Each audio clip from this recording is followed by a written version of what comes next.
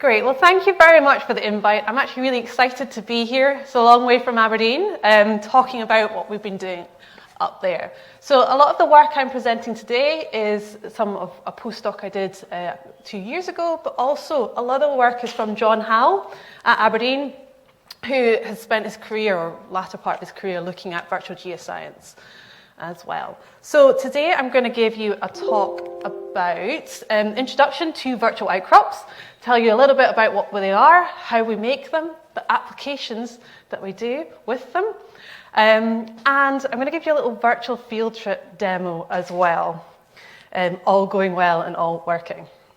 Okay, so I'm not going to assume that you know much about me, given that I've come from a little bit further away. So I did my undergraduate degree starting in 2012 at the University of Aberdeen, and I haven't left since so far. It's quite nice up there. And I did my mapping project on this remote island called the Isle of Rum on the west coast of Scotland. And I absolutely loved my mapping project. I really enjoyed that research side of things, and it kind of made me think, oh, maybe I could do some sort of research thing. And that kind of led me on to doing a PhD at Aberdeen. I looked at another remote island-ish, less remote, on the west coast of Scotland, the Isle of Mull. And I looked at the stratigraphy of the Isle of Mull, looking at these lava flow sequences, mapping them out. And this is where I first met virtual outcrop. So I did a lot of mapping actually on paper maps. And then I also had access to extensive virtual outcrops all across my area, all along the coastline where I was mapping, as you can see behind me up here. I had all of that virtually, and I was able to combine both fieldwork and the virtual outcrops to really kind of get into the stratigraphy, which in this area is heavily faulted. So trying to correlate lavas with lavas is pretty difficult. And I also had lots of geochemical data, lots of samples, and all sorts of data that I integrated into the virtual outcrop and helped me have a better understanding of the area. During my PhD, I also did an internship in volcanic basins energy research out in Oslo, which also involved lots of virtual outcrop. Some of that, you'll see a little part of that today. And then during COVID, that horrible thing that happened, right towards the end of my PhD, right as I was writing up, I was kind of pulled in to help build virtual field trips for our MSc students during that time. And that led me on to doing my first postdoc, which lasted 2 years, looking into the development of virtual field trips and how we can best kind of practices, how we can best integrate all this data. And then last year, I did a 6-month stint looking at fluvial sedimentology, so something quite different from my volcanology background. But again, using virtual outcrop to really map out different scales, different geologies, and looking at individual channel belts and so on. And then recently, which is why I'm really excited to be here, particularly this year, I moved on to looking at how we can use at Aberdeen, and we've got an alliance with over in Norway, in Bergen, our Safari database, which I'll introduce a little bit later. But it's a database of virtual outcrops and geological outcrops across the world. And how we can integrate them into the energy transition. Looking at best practices, because historically we've been using these, or more recently we've been using these for analogues in the subsurface, looking at the energy industry. And looking at the energy transition, how they can actually be applied there is something I'm really excited to be involved in. Okay, so to introduce you to what a virtual outcrop is, a virtual outcrop is essentially all it is a model of an outcrop that we collect through either drones, LiDAR, photogrammetry, other different methods, but it's a surface model that can range in its quality and scales greatly. They'll be geo-referenced, hopefully, if done right, and you'll be able to take lots of measurements from them to really help improve and develop your field skills beyond actually being in the field. Okay, so the history of virtual outcrops is quite a long history, actually, and roughly in 2004, LiDAR came around and started being used in geoscience. And it was very heavy equipment, very expensive. Also, it was based on the ground and didn't always have the best viewpoints of seeing an outcrop. So if you were making 3D models with them, you often had holes in your outcrop, just some behind the ledges that you didn't see. LiDAR is, I'll talk about this in a bit more detail, but it's a laser-based collection tool. This led on to heli-LiDAR, which is kind of really expensive, given the apparatus. Incredibly expensive. Only some really big research projects were actually able to access that. If anyone was involved in the room in heli-LiDAR, I'd love to talk to you about it. It sounds really interesting. Anyway, and then in around 2009, UAVs started coming onto the scene. It's just drones, like the first kind of drones. They were very expensive to start off with. They required some really expensive equipment, quite big, lots of different boxes, not ideal for fieldwork itself. In around 2013, DJI, a couple other companies started releasing these more affordable drones. And they totally revolutionized our ability to generate virtual outcrop. And then in around 2020, iPhone brought out the iPhone 12 Pro, Apple, and that has in your pocket, some of you over there, have the ability to collect small virtual outcrops with the LiDAR potentially in your pocket. So we've come a long way from enormous equipment, I'll use the pointer rather than enormous heavy equipment, to something that's in our pocket. Now, this obviously has a much greater range of being able to collect outcrop from a distance, whereas your one in your pocket's probably on 5 meters range. But it's accessible. We can all potentially do it if we have this equipment. And drones, they come greatly down in price. They're a couple £100, some of them now. So virtual outcrop ranges greatly in scale. Throughout my talk, I'm going to put QR codes up. If you want to use your phone, open some of these. That one there is the second model, the 50-meter model. There, if you've been up in the northwest coast of Scotland, it's called multicoloured rock stop, Lewisy and nice. Some of you may have been to it. But yes, so virtual outcrop ranges greatly from something you can collect with your phone, say even less than a metre, even smaller potentially, all the way through something that's 50 metres, like a road cut, something that's even bigger, 500, through to 2 kilometres. This was my last postdoc field locality, so it's about 2-3 kilometres in length. And then you've got something, this bottom one was actually collected, I believe, with heli-LiDAR, all the way through to 25 kilometres in length there. So a big range of scales and a big range of applications, or potential applications, right? So a lot of you probably, or quite a few of you probably use virtual outcrop in this room. It is widely accepted as a great tool, or at least in my opinion, a great tool in particularly fieldwork or an add-on to fieldwork. A lot of people are publishing with it now, using it for their statistics, using for their measurements and so on. Even AI knows. So I plugged virtual outcrop and virtual geology into this AI art generator. This is a pretty good job, I thought. Some of these, this one was, these are photo-based, and then this one was supposed to be like artistic. But you can see that, yeah, it's fairly well known about, and yeah, even AI knows, but that's not too much of a surprise, really, is it? So, how to make a virtual outcrop? Well, there's a couple different ways. Generally, quite quickly, photogrammetry is quite well adapted and accepted way. And all it is collecting photos which have overlap. And that overlap allows softwares to pick common points. And if that overlap is also taken at different angles, those common points help to kind of map those geometries in 3D in these programs. It required, historically or traditionally, it required specialist cameras, specialist softwares, and was very expensive to do.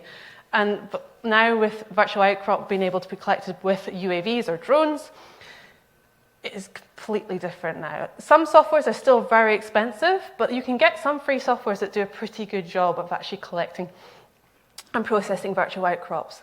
Photogrammetry is not a new technique. Back in 1929, nearly 100 years ago, photogrammetric mapping was actually first kind of started with the stereo plan. And in the 1960s, we also had some satellite-based 3D models that were low resolution, but still generated through photogrammetry. So as a basic step-by-step, you have your UAV, your drone. Choose which type. You may want to put out some geomarkers to help with your location. You will collect your outcrop photos by flying the drone around at different angles with multiple flyovers to get those different viewpoints to help select those common points in your model. Then you'll process that model in such a program like Metashape, and then you can export your model. Now, there is some processing. You have to filter out additional photos. There's lots of little steps within that. But yes, you can make your virtual outcrop model from that. This model you can all have a look at in a moment. I'll show you where to find that. Okay, we also have LiDAR. So some drones do have LiDAR. This phone has LiDAR. And all it is it's kind of it's a laser. It has light-form pulsed lasers which detect ranges and visible distances. So it enables you to look and make 3D models based off of that. So I've done a little work through for one using a phone. So we often use an app called Scaniverse. At least we tried a few. Scaniverse seems to be working pretty well for us at the moment anyway. If other people are doing this, I'd love to speak to you as well about that. So you can select what scale of virtual outcrop you want to generate. We refer to the smaller virtual outcrops that we collect with our phone as mini models. And you will just essentially have your phone go around the outcrop at different angles. Kind of looks like you're taking a video really closely of an outcrop or a sample. So it's up to you whether or not you want to be doing that, but I've done it in museums, all sorts of places. Do get a couple of funny looks, but rocks are rocks and they need to be studied. Okay, and then you will have your data, you'll process your data. A lot of these apps on your phone actually will even tell you which one to process or kind of help you guide you through. And within a few seconds, minutes, you have a virtual outcrop model. This one here, I don't know if you can see it on the screen, that's a scale card there, it's just a credit card there. So very small, a couple meters, something like that. But the power of these is when they are linked as little, really high resolution models within a much bigger model itself. Okay. So if you are interested in collecting virtual outcrop using a drone, John Hall put together this kind of step-by-step account of how to do it in this manuscript on Earth Archive here, and the QR code, I'll move that off there, if you are interested, is there. So I've talked a couple times about John Hall, but also other people in our research group. So I'm on a project now called SafariDB, which I introduced earlier. It is the geological outcrop database. It's a consortium-funded, energy company-backed research project. Actually has over 1,000 virtual outcrops within it, and we look at kind of how we can take statistical information from that and apply it to the subsurface. And like I said earlier, my role in that is to look at the energy transition and how we can use these virtual outcrops in that. So if anyone's doing or interested in kind of that kind of role, again, we'd love to speak to you. So we've got lots of people on the bottom, and for the interest of time, I'm not going to run through them all there. But we are on phase 5, so this is the first phase I've been involved in. So there's been many others that I've not been able to list underneath here.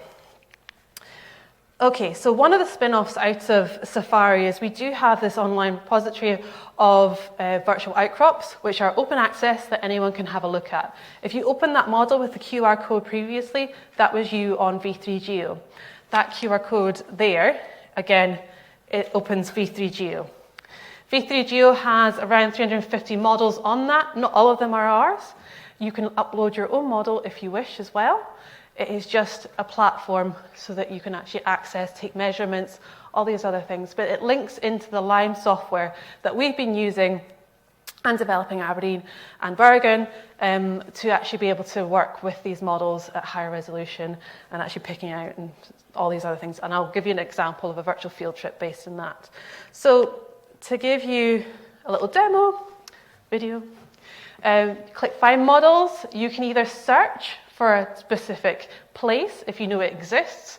You can also use the map to navigate and zoom in to different localities. I'm going to go up to Aberdeen. So I'm going to go to Stonehaven and have a look at the Highland Boundary Fault. And all you do is click on the green dot, the blue, orange dot, and then you can click on the photo, or it says click here and the image will launch the 3D viewer, and you can navigate and fly around the virtual outcrop. This example has houses in it for scale. You can navigate your way around the outcrop itself and have a look and so on. We've got some students that have done mapping projects using this exact virtual outcrop tied into potentially offshore bathymetry data and all sorts. So yeah, it's open access. There's lots of virtual outcrops. If you haven't heard about it, haven't had a look, would really recommend doing so. So, applications of virtual outcrop. I've named quite a few so far, but there are many more.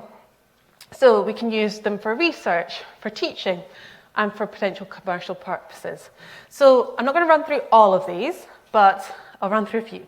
So we can look at 3D relationships, particularly if you've got one cliff or even a gully or something, and you can actually see areas, even a sea stack, and see the actual geometries in 3D and make surfaces from that. We can extract facies, rock properties, looking at different lithologies, different rock types. We can build reservoir models that might be relevant to various different industries. We can look at natural hazard mapping, which also links into outcrop conservation. So outcrop conservation being such as areas where you're prone to landslides, also quarries, areas that constantly change, that you want to kind of have a little time capsule of what that interesting section of geology once was. Photo's great for that, but we can actually have a 3D model of that we can take lots of different measurements from. We can integrate it with lots of other data types. I'll give you a bit of an example of that in a moment. We can also do publishing, analog studies, and science outreach, do presentations. We can also build virtual field trips, and even looking into augmented reality, whether or not we can just throw an outcrop in front of us here if we had glasses or something, different face masks and so on. So yes, lots of different applications. So if we have a virtual outcrop, we can potentially map out different intervals on that. We can look at different lithologies, as I mentioned, and actually just mask that outcrop with different colours which relate to that. There. So this is just an example cliff, one of our PhD students that has built this. Something I've been involved in as well, so during my PhD, as I said, I did lots of virtual outcrop mapping using field techniques. This is a paper we recently had published outside of my PhD area, but with my supervisors who've been working on a similar kind of project on the south coast of Mull, so not very far away from my PhD area. But we integrated geochemical data, so looking at the chemistry of individual lava flows, as well as biostratigraphy, as well, looking at pollen, ancient pollen, to help look at the stratigraphy and map out this quite complex area and the onset of volcanism, potentially, on Mull. So yes. Something else I've been involved in is looking at false colour mapping. This is from the Scottish National Museum in Edinburgh. It's a sample that's on display. This is where I had funny looks by videoing it or taking this 3D model. And all I've done here is false coloured looking at the central trackway. So here there is a dinosaur, well, an animal footprint in this section here. And on the photos, it's not always that obvious. So by false colouring it, looking at the elevation, the topography, we were able to kind of highlight the more important parts. We also looked at the fact that initially there was some question of whether or not this section in here was another footprint, making it a trackway, another kind of track. And actually, when we looked at this in more detail, looking at the angle of that, so this one here is just elevation. That's elevation with contours, exactly like you would have with a map.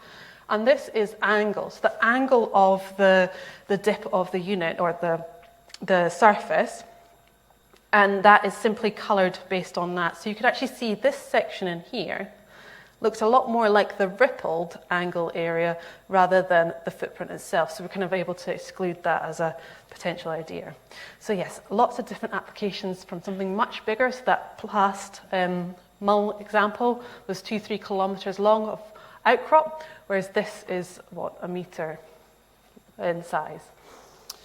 So we can also look at object modelling, looking at facies, trying to make 3D geometries, looking at reservoir scales and internal variability within them.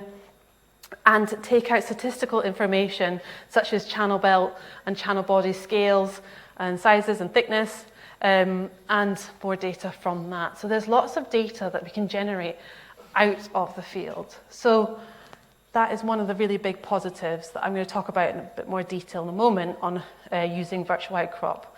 We've talked a lot about sustainability, energy transition so far, and if you can spend less time in the field, of course fieldwork is very important, but if you spend less time taking measurements, more time actually collecting the data to actually be able to measure at home or back in the office, it can really extend your ability to what you want to actually specifically look at different parts. Also, if you have a virtual outcrop prior to going, it can make it really efficient so you go to exactly where you want to in the area.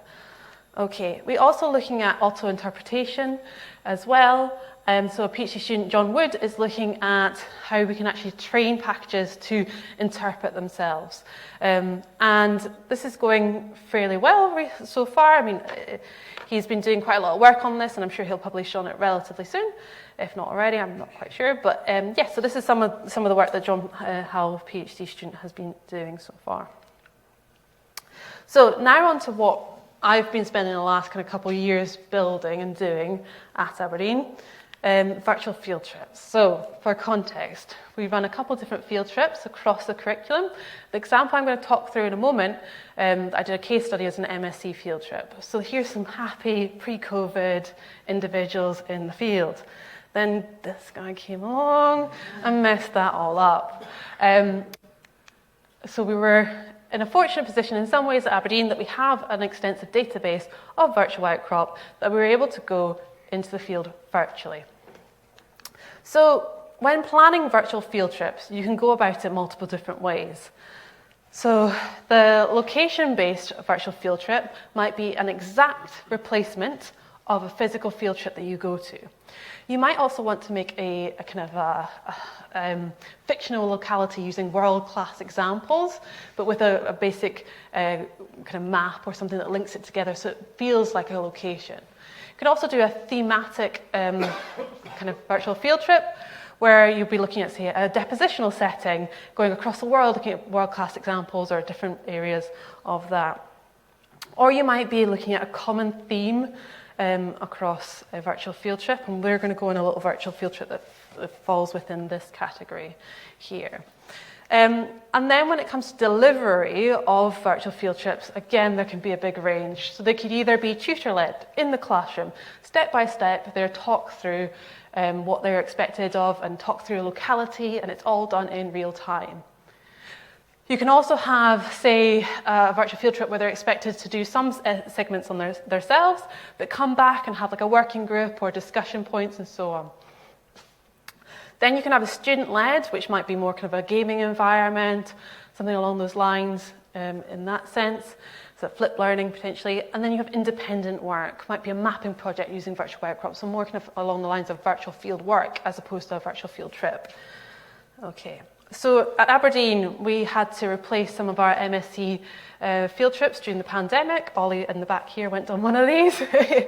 And we have 2 master's courses that run field trips to Utah. They are integrated petroleum geoscience and sustainable energy geoscience. And during COVID in 2020, they had to go online virtually. So they were a direct replacement. They ran over 2 weeks. They were tutor-led in real time, where we went to the same localities and so on. They ran for about 7 hours and 19 minutes a day, whereas a physical field trip replacement, the physical field trip alternative ran for about 10 hours a day. We went to 60 localities on the virtual field trip, whereas on the physical field trip, we were only able to run to about 45 of those. So we're actually able to cover a lot more data. We had prior experience to using Lime, the software that we run the virtual field trips in, V3Geo, and the Safari database. So this is where I came in as a research assistant doing my PhD and helped build some of the virtual field trip days. We ran it virtually entirely, where we had students all across the world the first year, and then the second year we actually ran it on campus. And we used Google Earth only for the more regional, large-scale context of some of the exercises. And the exercises were all kind of student problem-based. Okay, and then this is just from a paper I recently submitted, looking at what the virtual day looked like, or the locality looked like, versus it in the field itself.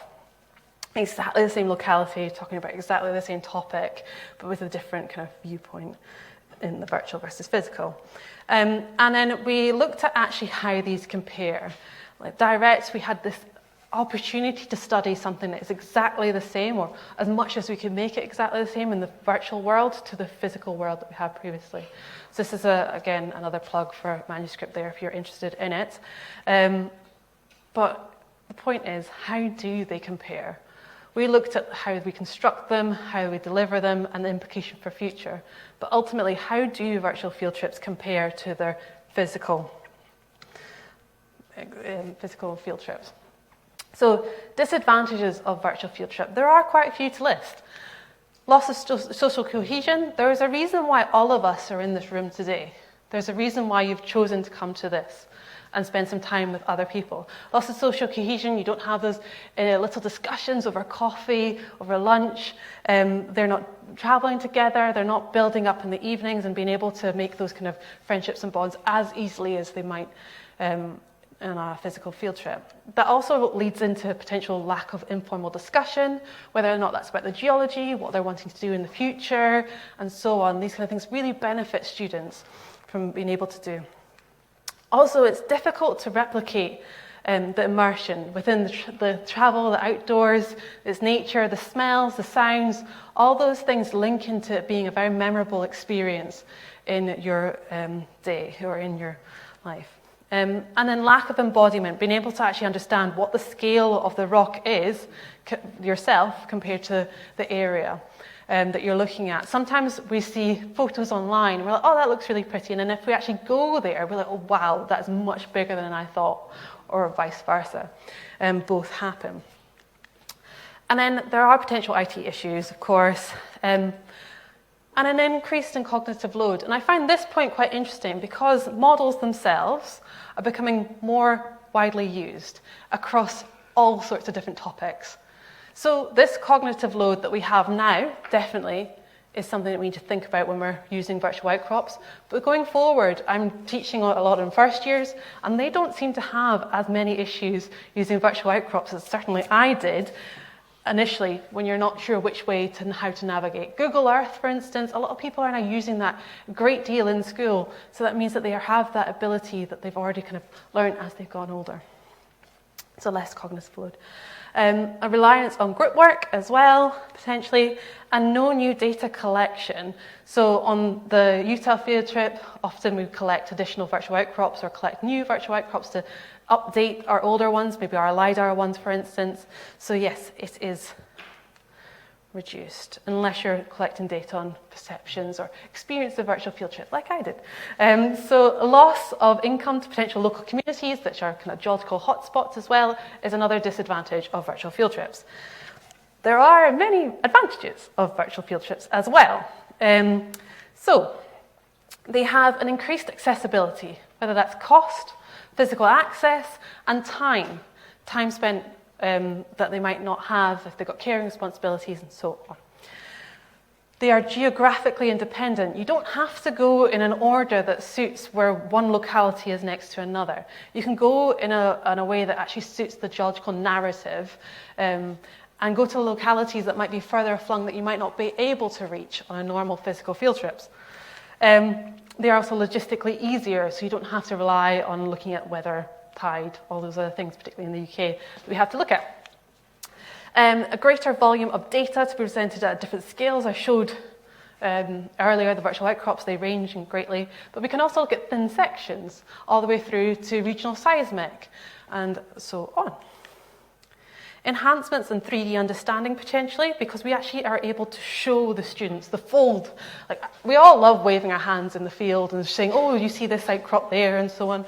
But we can actually force that. We can actually make those angles in and those planes in the graphics package or in the software to really make sure the students are seeing what we're talking about. An ability to revisit in your own time as well, for individuals that want to go back to a locality, spend a bit more time thinking about it. They're environmentally conscious as well. Something I looked into recently was what's our kind of carbon footprint for the Utah field trip, for instance. And it is significant. It's absolutely significant. If you've not looked at how much CO2 equivalent you're producing on a flight from one locality to another, I would absolutely encourage you to have a look, and then look at how many trees you would need to potentially plant as just a representative to kind of level that, because it shocked me. It definitely shocked me. Thank you. Oh, okay, but I need to really go fast.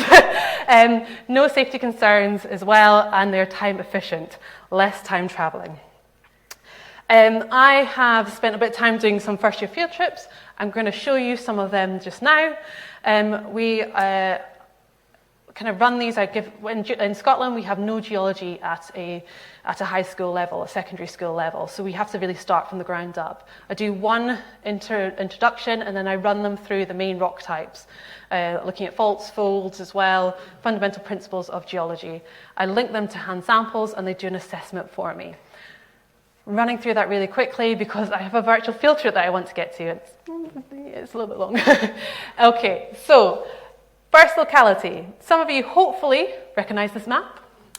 I've been a bit brave, and we're going to a locality that's on campus here that I've not been to, but I've certainly been to it virtually. Yes. So it's just along this line here. Some of you may know Lime Street Railway. It's the railway cutting in here. This model is on V3Geo. I'll give you a QR code in a moment. And it's just that section in there. I can't move it because it's a red pointer. Okay. So zooming into this section, we can see this nice virtual outcrop. I've put a car for scale, QR code if you want to have a look. And it is a nice section of geology, but not all of it is geology. I'm not sure if you use this as an undergraduate kind of program. Anyway, this is one of the first outcrops I introduced. And if I mask the area that isn't the geology, so some of it's confusing because the bricks are made probably from a very similar sandstone. And you can see in here, there's some really nice layers. And those of you that will recognize, there's some nice cross-bedding in here. Okay, and that cross-bedding I'm going to highlight in a moment. And you'll be able to pick out the individual layers of what we're looking at in here. Okay, so there's some nice cross-bedded highlighted here. So this cross-bedded sandstone, it's quartz-rich, nicely rounded. We're looking at an aeolian environment, so a sand dune environment. So I think it's the rocks that are beneath us right now. I had a quick look at BGS Map Viewer, but I wasn't 100% sure where this building was.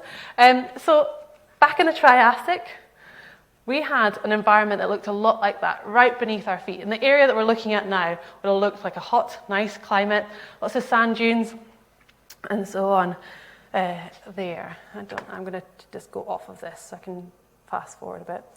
I just want the pen. Ugh, never mind. Okay. Yeah. No. How do you change off the arrow pointer? Yes. Okay. So what we're looking at here is a sequence of sand dunes. And what happens is your grains go over the sand dune and they fall down on this lee side. And that is the section that is preserved.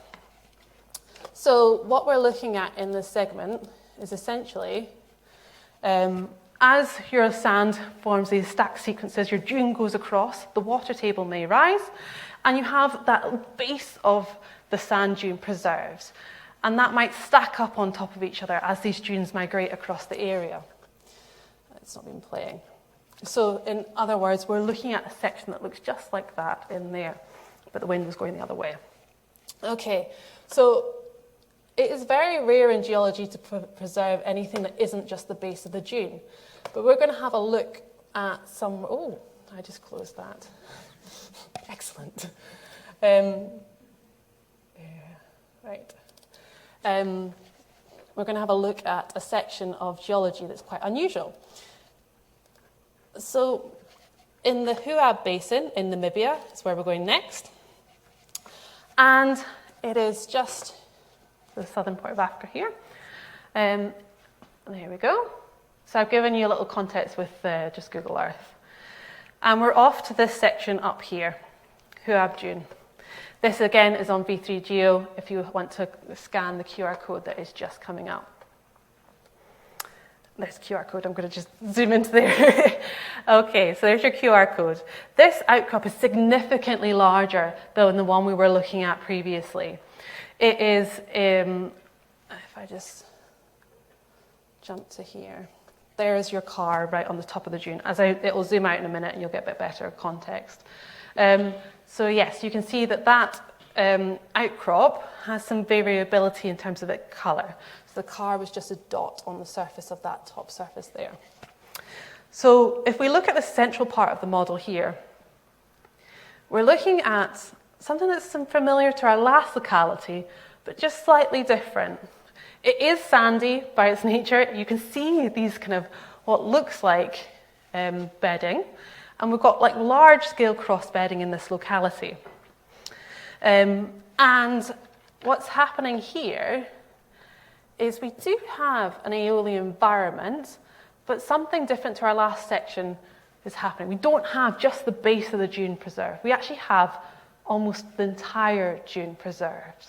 And there is a reason for that. If you see, imagine if you cut like a cake through a dune itself. That's what we're seeing in here. And the reason for that is what's overlying these dunes. This is another example. You can see another viewpoint. You can see the sand jumps out here. It's what's overlying, these darker rocks. And if we have a zoom in into some of the segments in here, we can see what looks like ropey Pahoehoe lava in sandstone. So what this is on top of that dune, lavas have effused, erupted, and then the sand is still mobile. Not all of the sand is covered. And when the sand goes on top of that lava flow, it then is kind of comes into some heat and it's then lithified and buried and so on. But the lava is really rich in olivine, meaning that the lava preferentially erodes away. So all we're seeing is some of those base lavas is actually the texture of the top surface preserved in the sand. And we have some examples of where the sand dunes have gone over the surface of the lava and actually gone down through these kind of tumulus cracks in that. So we've got quite a dynamic system if we've got these lava flows. We've got dunes, lava flows, then more dunes that actually are all part of this system. Okay. Right. So something like that. Imagine you've got a desert sea, it's been flooded by lavas, but not all the sand is covered by these lavas. So you get movement of those dunes over the lava. So starting from the top here, you've got your sandstones, you've got them that start to get drowned out by these lavas. Eventually you will have almost no almost no sand preserved in the system. So quite a different example. And then how are we doing for time? Cool, that's fine, that's perfect. Okay, so we're going to go to one more locality. Oh, no, sorry, I've got this. I'm going to just put the geology. First time I've done a recording of a virtual field trip rather than running it live. I'm going to put the geology on this area so you can help to understand what I've been talking about. So you've got this area in here, which is all sand. Then you've got the initiation of these lava flows, which one of them almost perfectly freezes and caps and covers that dune in there, until eventually there are some more sands, but they get drowned out the system. And the lavas at the top here are big flood basalts, so really big lava flows. Some of them are a wee bit more evolved for those that are interested in that. Okay. So our final locality today is, so we're going to go from the Huab Basin in Namibia and we're going across to Utah. So we've looked at bases of sand dunes, then we've looked at sand dunes preserved entirely, then we looked at lava flows, and now we're going to look at lava's plumbing system, so magmatic plumbing system. How did those lavas get to the surface? We're going to have a look at the Henry Mountain Sill, which is in Utah, as I mentioned, part of Cathedral Valley. Again, if you'd like to have a look at the QR code here and launch the model itself. I run these for first years where they usually have 10 to 15 minutes to look around the virtual outcrop and have an example of what we're looking at. Okay, so we're going to have a look at a 360 photo from this locality, and you can see that, as you saw in the model, there's some very dark rock in there, which kind of has an angle to it before flattening out. And then underneath it, it's got this sequence of sandstones, or these layered units that are red in colour. And we can see in the background there that that dark rock continues, but it is really irregular in its geometry. It does seem to dive up and down and kind of have an irregular surface. Very different to the lavas we saw previously that were kind of more capped, particularly away from the sandstones.